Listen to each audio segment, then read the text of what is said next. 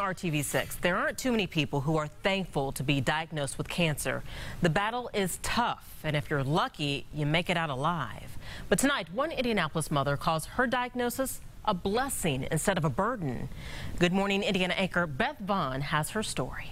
Debbie Derrico's breast cancer battle began in September 2 years ago. It makes you appreciate life more. As she prepared herself for 24 rounds of radiation, she was blindsided by the news she got next. But then 3 months later, when I had to hear those words from my daughter, it really hit me hard. Her daughter, Danielle, had cancer too. The same kind, in fact, invasive ductal carcinoma.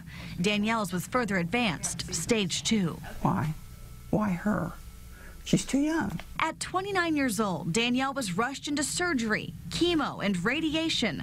Everything she assumed couldn't happen until she was much older. I never thought that I could be diagnosed with breast cancer. She documented each chemotherapy session with a selfie. I would take a picture and it was chemo number 1 and then chemo number 2. And sharing her story with other breast cancer patients on Instagram and Facebook. I started finding a lot of other girls who were posting weekly pictures of their hair, and so that just inspired me to do that, so I started posting every month. A community of young women pouring beauty into post-chemo buzz cuts and drug ports, planting a seed in Danielle's heart to find others like her who thought cancer at this age was an impossibility. After I was finished with treatment, I stopped trying to focus on myself, and I didn't want to feel sorry for myself, and so I just put it out there. A resource now to other young women and a huge supporter of all things pink, even getting her mom to pose in the Pink Ribbon Connection calendar. My husband, he keeps going around telling me, I have a calendar girl now. I'm married to a calendar girl.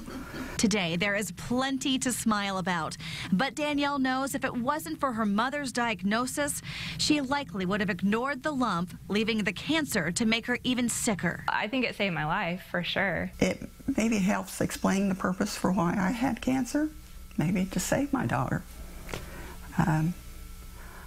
In that way, I'm thankful I had cancer. They call having cancer at the same time an unfortunate coincidence.